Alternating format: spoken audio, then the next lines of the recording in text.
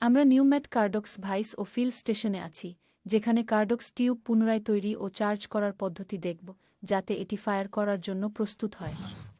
প্রথম ধাপে আমরা কার্ডক্স টিউবটিকে ভাইসে লক করব। আমরা প্রথমে কার্ডক্স টিউবটিকে ভাইসের কেন্দ্রে স্থাপন করব। ব্লিড অফ গর্তটি নিচে রেখে টিউবটিকে স্থানে লক করা। প্রশিক্ষণের জন্য আমরা আজ F-57 সিরিজের কার্ডক্স টিউব ব্যবহার করছি। আপনি যে সিরিজের কার্ডক্স টিউব ব্যবহার করুন না কেন, পদ্ধতি একই থাকবে। আপনার কার্ডক্স সিস্টেমের উপাদান সম্পর্কে কোনো প্রশ্ন থাকলে প্রযুক্তিগত ম্যানুয়াল দেখুন। কার্ডক্স টিউব ভাইসের কেন্দ্রে আছে, ব্লিড অফ হোল নিচে। আমরা আমাদের 1/4 ইঞ্চি অ্যালেন রেঞ্চ দিয়ে ব্লিডার স্ক্রু খুলে দেখব টিউবে তরল কার্বন ডাইঅক্সাইড আছে কিনা। কার্ডক্স নিয়ে আমার অভিজ্ঞতার এত বছরে আমার কাছে কার্ডক্স টিউব প্রক্রিয়ার সবচেয়ে গুরুত্বপূর্ণ দিক হল ব্লিডার স্ক্রু। ব্লিডার স্ক্রু যাচাই করে টিউবে চাপ আছে কিনা এবং প্রতিবার টিউবটি মেরামত করতে ধরলে এটিকে ডিসচার্জ করতে হবে। আমরা কার্ডক্স টিউব ভাইসে লক করেছি। 1/4 ইঞ্চি অ্যালেন রেঞ্চ দিয়ে ব্লিডার স্ক্রু খুলে তরল কার্বন ডাইঅক্সাইড আছে কিনা দেখলাম। টিউব খালি। এখন কার্ডক্স টিউব ঘোরানোর সময়, যাতে অ্যাক্টিভেটিং প্রান্তটি উপরে থাকে, পরবর্তী ধাপের জন্য প্রস্তুত। এখন আমরা অ্যাক্টিভেটিং হেড সরিয়ে কার্ডক্স টিউবের ফিল প্রান্ত প্রস্তুত করব। ইম্প্যাক্ট নিন, নিশ্চিত করুন এটি বিপরীত অবস্থানে আছে। অ্যাক্টিভেটিং হেডের উপর সেট করুন, সিল ভাঙতে ট্রিগার হালকা চাপুন, তারপর হাত দিয়ে অ্যাক্টিভেটিং হেডটি পুরোপুরি খুলে নিন। অ্যাক্টিভেটিং হেড সরানোর পর ইলেকট্রোড অ্যাসেম্বলিতে ময়লা বা আবর্জনা নেই তা নিশ্চিত করুন। CO2 ব্লিড অফ এবং ফিল হোল আবর্জনা মুক্ত কিনা যাচাই করুন। অ্যাক্টিভেটিং হেডের ভেতরে ময়লা বা জমাট বাঁধা থাকলে ভেতরের অংশ মুছে যতটা সম্ভব পরিষ্কার করুন। যদি তাতে কাজ না হয়, আপনার এয়ার ওয়ান্ড নিন এবং অ্যাক্টিভেটিং হেডের ভেতরে বাতাস ফু দিয়ে ভেতরের যে কোনো ময়লা ও আবর্জনা পরিষ্কার করে দিন। যদি অ্যাক্টিভেটিং হেড কন্টিনিউটি পেতে সমস্যা করে, তবে এই সময়ে অ্যাক্টিভেটিং হেডের ভেতরের ইলেকট্রোড অ্যাসেম্বলির টর্ক পরীক্ষা করবেন। এটি সাধারণ ঘটনা নয়, তবে সমস্যা সমাধানের ধাপ হিসেবে এটিও পরীক্ষা করতে পারেন। নিডল নোজ প্লায়ার্স বা হুক টুল ব্যবহার করে পুরনো হিটারটি সরান। ক্যাপটি ধরে বাইরে টেনে আনুন। টিউবের থ্রেড এবং সিট এলাকায় ক্লিয়ারেন্স বজায় রাখুন। আপনার কার্ডক্স ভাইসের এয়ার ওয়ান্ড ব্যবহার করে টিউবের অ্যাক্টিভেটিং প্রান্তের থ্রেড ও সিট এলাকার ভেতরটা বাতাস দিয়ে পরিষ্কার করবেন। নিশ্চিত করুন যে সমস্ত ময়লা ও আবর্জনা সরানো হয়েছে। এখন আমরা কার্ডক্স টিউবের অ্যাক্টিভেটিং প্রান্তের থ্রেড ও সিট এলাকা পরীক্ষা করব। আর্দ্রতা জমার কারণে অতিরিক্ত ক্ষয় বা গর্ত খুঁজুন। যদি থ্রেডগুলি কার্ডক্স টিউবে শক্ত ও অক্ষত থাকে, তবে আপনি প্রস্তুত। থ্রেডে অতিরিক্ত ক্ষয় বা গর্ত থাকলে আপনার নিউম্যাট প্রতিনিধির সাথে যোগাযোগ করুন। তারা জানাবে টিউবটি সার্ভিসের জন্য পাঠাতে হবে কিনা বা আপনি ব্যবহার চালিয়ে যেতে পারবেন কিনা। কার্ডক্স টিউবের অ্যাক্টিভেটিং প্রান্ত খোলা হয়েছে। এখন আমরা ডিসচার্জ প্রান্তের দিকে মনোযোগ দেব। কার্ডক্স টিউবটিকে ভাইসে 180 ডিগ্রি ঘুরিয়ে, যাতে ডিসচার্জ প্রান্তটি উপরে থাকে। আপনি আপনার ইম্প্যাক্ট ব্যবহার করে অ্যাক্টিভেটিং হেড খোলার মতোই ডিসচার্জ হেডটি আলগা করে সরিয়ে ফেলবেন। ইম্প্যাক্টটি ডিসচার্জ হেডের উপর রাখুন। নিশ্চিত করুন যে রিভার্স চালু আছে। ট্রিগার হালকা চাপুন, সিল ভাঙুন, হাত দিয়ে ডিসচার্জ খুলে ফেলুন। আমরা সরিয়ে ফেলব ব্যবহৃত রাপচার ডিস্কটি এবং কপার গ্যাসকেট। যদি এগুলো খুঁড়ে বের করতে হয়, অ্যাক্টিভেটিং প্রান্তের মতো ক্লিয়ারেন্স বজায় রাখুন। নিশ্চিত করুন যে ডিসচার্জ প্রান্তের থ্রেড বা সিট এলাকা নষ্ট না হয়। একটি কাপড় দিয়ে থ্রেড ও সিট এলাকার ভেতরের আবর্জনা মুছে ফেলুন। অবশিষ্ট যেকোনো আবর্জনা বাতাস দিয়ে ফু দিয়ে বের করা যেতে পারে। এখন আমরা কার্ডক্স টিউবের প্রান্তের থ্রেড ও সিট এলাকা পরীক্ষা করব, অতিরিক্ত ক্ষয় বা গর্ত খুঁজব। টিউব সিল হবে কিনা প্রশ্ন থাকলে নিউম্যাট প্রতিনিধির সাথে যোগাযোগ করুন। আমরা নেব একটি নতুন রাপচার ডিস্ক এবং কপার গ্যাসকেট। কপার গ্যাসকেট প্রথমে নিচে যাবে। নিশ্চিত করুন যে এটি সিটে সমানভাবে বসেছে। এরপরে রাপচার ডিস্ক যাবে। নিশ্চিত করুন যে শিয়ার ডিস্কের গোলাকার প্রান্তটি নিচে আছে। টিউবের প্রান্তের ভেতরে ডিসচার্জ হেড পরিদর্শন করার সময় আমরা মুখের এলাকা বা থ্রেড এলাকায় অতিরিক্ত ক্ষয় খুঁজছি। একটি ডিসচার্জ হেড নিন। Pneumatic air oil. থ্রেডগুলিতে লুব্রিকেট করার জন্য যথেষ্ট তেল। ডিসচার্জ হেডটি নিন, হাত দিয়ে স্ক্রু করুন যতক্ষণ না এটি সিটের সাথে স্পর্শ করে। ইম্প্যাক্ট নিন, নিশ্চিত করুন এটি ফরওয়ার্ড মোশনে আছে, হেডের উপর রাখুন। ইম্প্যাক্ট দিয়ে 3 বার ট্রিগার টানাই ডিসচার্জ হেডটিকে কার্ডক্স টিউবের সাথে সুরক্ষিত করার জন্য যথেষ্ট। আমরা কার্ডক্স টিউবের ডিসচার্জ প্রান্ত মেরামত করেছি এবং এখন অ্যাক্টিভেটিং বা ফিল প্রান্তের দিকে মনোযোগ দিতে প্রস্তুত। প্রথম ধাপে ভাইসটিকে 180 ডিগ্রি ঘোরানো হবে, যাতে ফিল এন্ডটি উপরে থাকে। এখন আমরা টিউবের ভেতরে কার্ডক্স হিটার প্রতিস্থাপন করব। প্রথমে নিশ্চিত করব যে কন্টাক্ট ও র্যাডটি কালো ক্যাপের 1 বা 2 তারের উপরে রেখে ইলেকট্রোড সংযোগ নিশ্চিত করুন। নতুন কার্ডক্স হিটারটি টিউবের ভেতরে বসান যেন এটি সমতল থাকে এবং তামার তারটি উপরে থাকে। অ্যাক্টিভেটিং হেডটি নিন। থ্রেডগুলিতে তেল লাগান। অ্যাক্টিভেটিং হেডটি টিউবের শেষে রাখুন, হাত দিয়ে থ্রেড করুন। সিটের সাথে সংযোগ না হওয়া পর্যন্ত সামনের দিকে চাপ দিন।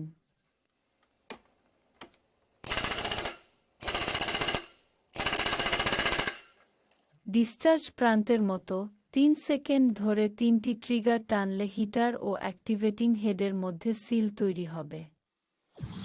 কার্ডক্স টিউব ভাইস থেকে সরানোর আগে নিশ্চিত করুন কার্ডক্স হিটার ও ইলেকট্রোড অ্যাসেম্বলি ভালোভাবে সংযুক্ত।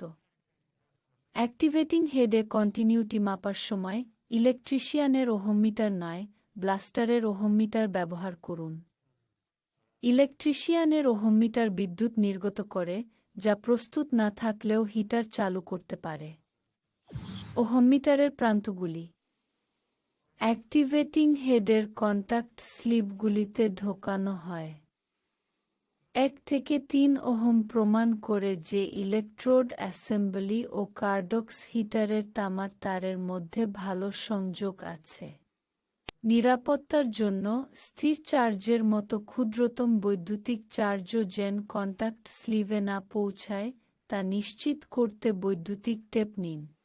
উভয়কে টেপ করুন। কার্ডক্স টিউবের প্রতিটি পাশের কন্টাক্ট স্লিভগুলিতে ক্লিয়ারেন্স বজায় রেখে চেক ভালভ অ্যাসেম্বলিতে। আপনার কার্ডক্স টিউব চার্জের জন্য প্রস্তুত। আমরা কার্ডক্স টিউবটি মেরামত করেছি এবং এটি চার্জের জন্য প্রস্তুত। প্রথমেই নিশ্চিত করুন ব্লিডার স্ক্রু ভালভ বন্ধ আছে।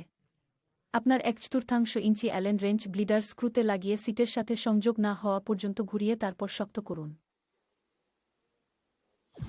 ব্লিডার স্ক্রু শক্ত আছে। এখন আমরা খালি কার্ডক্স টিউবের ওজন নেব। কার্ডক্স টিউবটি ভাইস থেকে সরান। কার্ডক্স টিউবটি স্কেলে রাখুন। তার ওজন 0 করুন। মনে রাখবেন, পুনর্নির্মাণ ও চার্জ করা প্রতিটি কার্ডক্স টিউবের ওজন করার দরকার নেই। এটি সমস্যা সমাধানের জন্য একটি ব্যাকআপ যদি মিসফায়ার হয় বা টিউবের ভেতরে পর্যাপ্ত তরল কার্বন ডাই অক্সাইড না ঢোকে। আপনার এই ধাপে ফিরে এসে কার্ডক্স টিউবের ওজন করে নিশ্চিত করতে হবে যে পর্যাপ্ত তরল কার্বন ডাই অক্সাইড ভেতরে আছে। কার্ডক্স টিউবের খালি ওজন পাওয়া গেছে। এটি এখন ফিল স্টেশনের জন্য প্রস্তুত।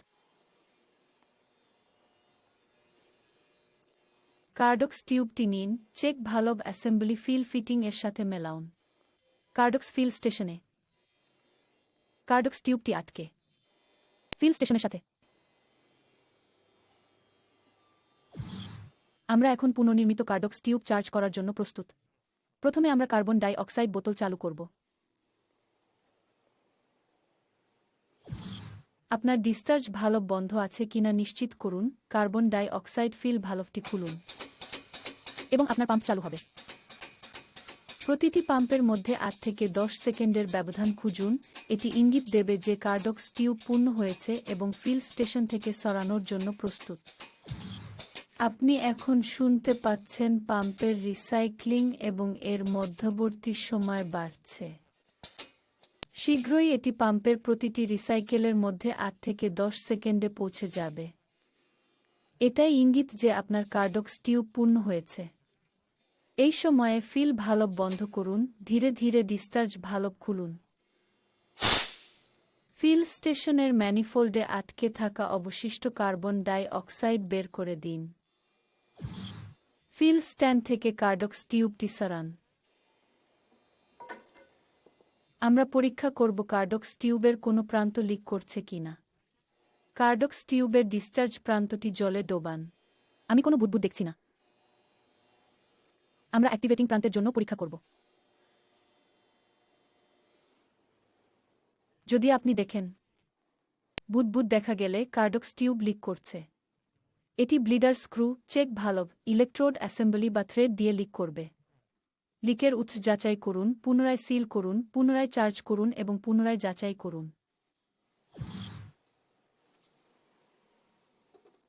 আমরা লিক নেই বলে যাচাই করেছি। পুনরায় সিল ও চার্জ করা হয়েছে।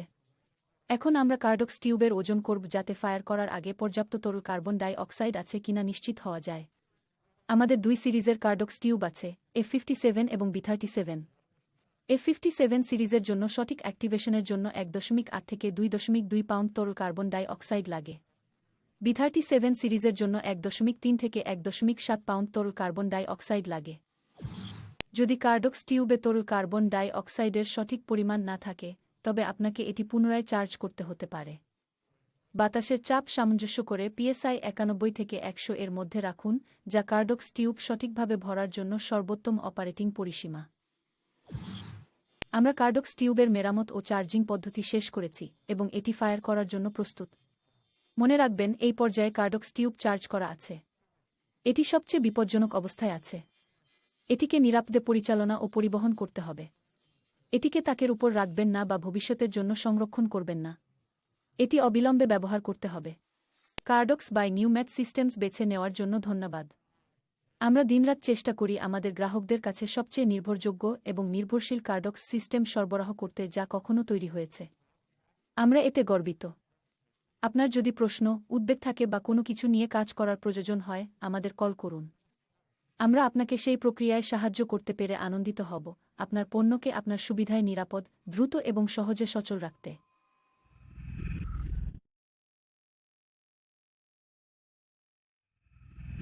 সুতরাং মাঝে মাঝে এই অংশগুলি নষ্ট হলে আপনাকে activating head, electrode assembly, check valve assembly বা ব্লিডার স্ক্রু প্রতিস্থাপন করে এটি পুনর্নির্মাণ করতে হবে। আমাদের 2টি অ্যাক্টিভেটিং হেড আছে, ভার্সন 1, ভার্সন 2। এই হেডগুলো আপনার ফ্যাসিলিটির যেকোনো টিউবের সাথে কাজ করবে। এদের ব্লিডার স্ক্রু ও চেক ভালভ অ্যাসেম্বলি একই। শুধু ইলেকট্রোড অ্যাসেম্বলির দৈর্ঘ্য আলাদা। আপনার কোনো হেড আছে তা জেনে নিতে হবে, তাহলেই সঠিক ইলেকট্রোড অ্যাসেম্বলি জানতে পারবেন। কোনো অ্যাক্টিভেটিং হেড আপনার কাছে আছে তা জানতে হেডের মোট দৈর্ঘ্য দেখুন। ভার্সন 1 হেডটি 5.5 ইঞ্চি লম্বা। ভার্সন 2 হেডটি 4.5 ইঞ্চি লম্বা। হেডের গায়ে থাকা লট নম্বর দেখেও ভার্সন বোঝা যায়। 32 বা তার কম হলে ভার্সন 1, 33 বা তার বেশি হলে ভার্সন 2। অ্যাক্টিভেটিং হেডের যে প্রথম অংশটি আমি বদলাব, সেটি হল ব্লিডার স্ক্রু। এটি মাঝে মাঝে নষ্ট হয়। আর যদি ব্লিডার স্ক্রু লিক করার স্পষ্ট প্রমাণ পান, তবে এটি বদলে ফেলতে হবে। আপনার 1/4 ইঞ্চির অ্যালেন রেঞ্চটি নিন। ব্লিডার স্ক্রু ক্যাপের মধ্যে প্রবেশ করান।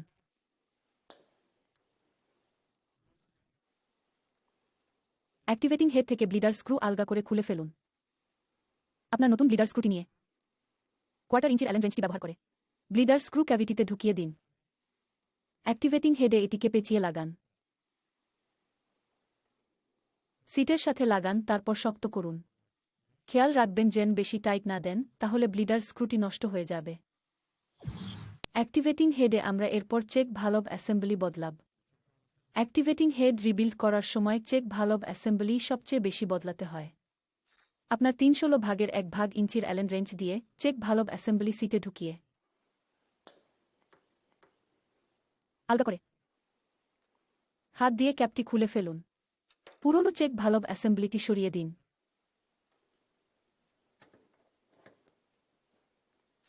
পুরনো চেক ভালভ অ্যাসেম্বলি সরানো হয়েছে, নতুনটি লাগানোর জন্য প্রস্তুত।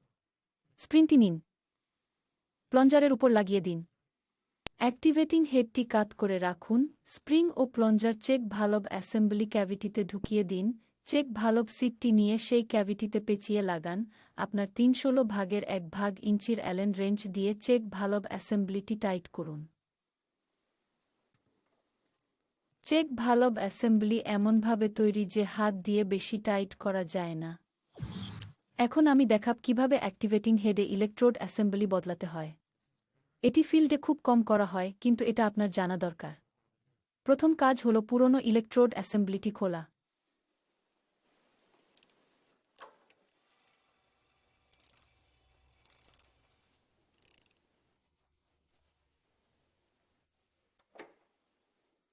এখন আমি পুরনো ইলেকট্রোড অ্যাসেম্বলিটি অপসারণ করছি অ্যাক্টিভেটিং হেডের ভেতর থেকে। তাই নতুন ইলেকট্রোড অ্যাসেম্বলি লাগানোর আগে আপনি যে ভার্সনের হেডটি মেরামত করবেন তার জন্য সঠিক ইলেকট্রোড অ্যাসেম্বলি আপনার কাছে আছে কিনা তা নিশ্চিত করতে হবে। এটি ভার্সন 1 অ্যাক্টিভেটিং হেড, তাই আমাদের কাছে ভার্সন 1 ইলেকট্রোড অ্যাসেম্বলি আছে। ভার্সন 1 এবং ভার্সন 2 ইলেকট্রোড অ্যাসেম্বলি বদলানোর প্রক্রিয়া একই হবে, আপনার কাছে যে হেডই থাকুক না কেন। অ্যাক্টিভেটিং হেডের ইলেকট্রোড অ্যাসেম্বলি ক্যাভিটিতে নতুন ইলেকট্রোড অ্যাসেম্বলি প্রবেশ করান। আপনার টর্ক রেঞ্জটি নিন, নিশ্চিত করুন এটি 40 ফুট-পাউন্ডে আছে এবং প্রয়োজনীয় টর্ক না পাওয়া পর্যন্ত ইলেকট্রোড অ্যাসেম্বলি টাইট করতে থাকুন।